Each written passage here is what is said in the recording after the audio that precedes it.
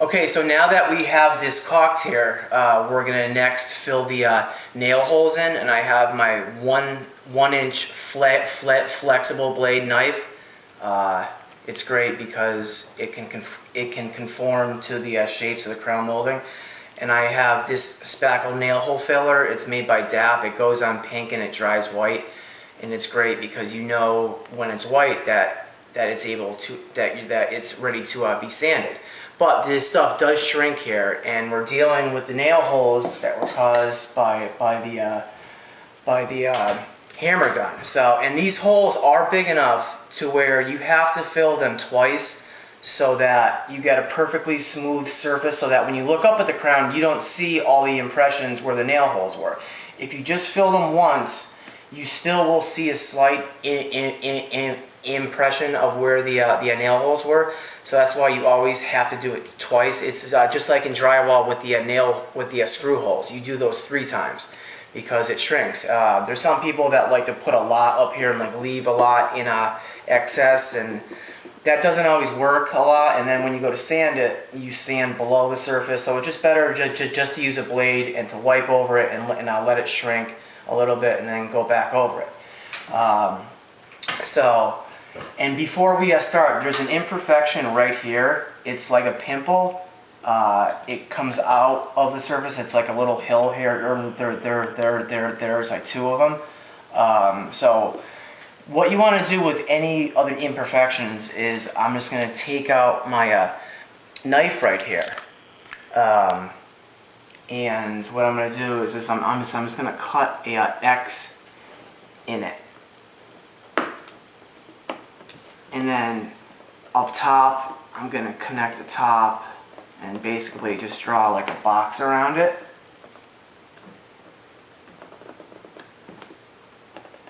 So I have it like that. And now what I'm going to do is use the tip of this blade right here just to like get in and gouge that out to get rid of it, because we want to make the surface flush or concave, so that when we go to fill it, the filler will just go in it and it'll get rid of the dimple there. So to test it, I'm just going to use this blade right here, and if I don't see a lot of blackness, then I know that it's smooth. So what you want to do with any other of the other imperfections like knots or stuff like that is cut those out, because those will cause a problem. And with crown molding, you're always going to use like a higher sheen. So the sheen is definitely going to highlight the surface, and if the surface isn't smooth, it's not going to look good. So that's what you do with the imperfections. Now I'm gonna take the cap off of this, and what I do so that I don't make a huge mess and create a lot of sanding is I put this in like the middle of the blade here, and I just put probably just about like that much there.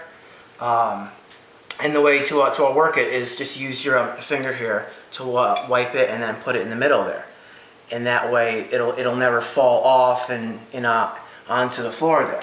So then what I do is I use my index finger here, and I work it in the hole once and then twice. And on the second time, it works it to the back of the hole, and then it starts to sprout out. And a lot of people will just leave it like that. But you don't want to do that, because when it dries, yes, it will shrink, but it will still have a slight crown. And that crown is going to need to be sanded, and it's just going to create a lot more dust. So what I like to do is just go back over it one more time, just fast, and now it's like perfectly level with to the left and to the right. It's flush. But as this dries, it will shrink, and that's fine. So that when it does dry, you have very minimal sanding, if not any there. So you can see how far it has expanded on this 1-inch blade. Now what I'm going to do is I'm going to reorganize it by just taking my finger like that and then bring it to the center again. And then I'm going to do this one. Now with this one, it's kind of lower down here, so I'm going to go upside down with it and work it once, twice, and you can see how I left a little bit there, a little bit to the left and right of it, which is fine because we're going to do one more swipe with this blade right here. and that's gonna take away that. So I'm gonna reorganize it again on here with my finger. And now we're gonna fix this imperfection that I cut out here. And I'm gonna work it upside down here, force it in there once, twice, and then down with it. And I got some on here, so I'm gonna take the blade and come down with it. And just take my finger there. Now when this dries, you won't even really need to like sand it. I will take my sanding pad and just do like a light swipe down it, but when I do that, it's not going to create a lot of dust. So we're going to come over here now and take care of these. Once, twice, and then once down it. And I'm going to reorganize it again here.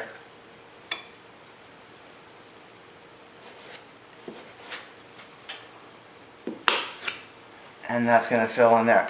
Now, when you fill these holes, there's going to be sometimes the nail gun will cause a slight indentation to the right or left of it, which is fine. And this 1-inch blade right here, because it's a 1-inch and it's a flexible blade, it will hit those areas too. And the great thing about this stuff is that it's pink, so you can actually see what you're doing and how deep the hole is by how pink it is. And when it starts to dry, it'll turn white, and you'll actually get like a little pinhole in it too because of the air. So I'm just going to come down over here and take care of these too. Now what I'm going to do is I'm going to load back up here. So I'm just going to put a little bit there. Now this container is great because it comes in a tube, and you can control how much comes out without it drying. The stuff in the can, when you take the top off, stuff starts to dry, and then it goes back into the can, and then there's clumps and stuff, so you don't even want to deal with that. Always just get it in the tube and just put a little bit in like the center of the 1-inch blade, and you'll never make a mess. So once, twice, and then one more time flat, and turn these upside down here.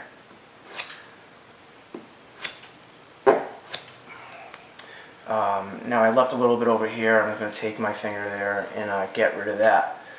Now again, the carpenters that put this up did a great job, because when they put the nails in, they put them in here and down here, and they put them on the surface so that my blade can just run right over it. Whereas if you blow the nails into this right angle here, sometimes you'll hit the angle and it creates a dent, and then what I have to do is I have to reform a right angle without this stuff, and it's a lot. It takes a lot more time to do it, so it's always best to drive the nails into like the middle of this first concaveness here, or anywhere from here to here, so that way you can just go over it with the 1-inch blade. So what I'm going to do is I'm just going to work my way down the wall here. And again, this is just the first coat, and after this dries, I'm just going to take my my sanding pad and just do like just a wipe, and that is my sanding. So that's how I prep the holes with this DAP nail hole filler and my 1-inch blade here.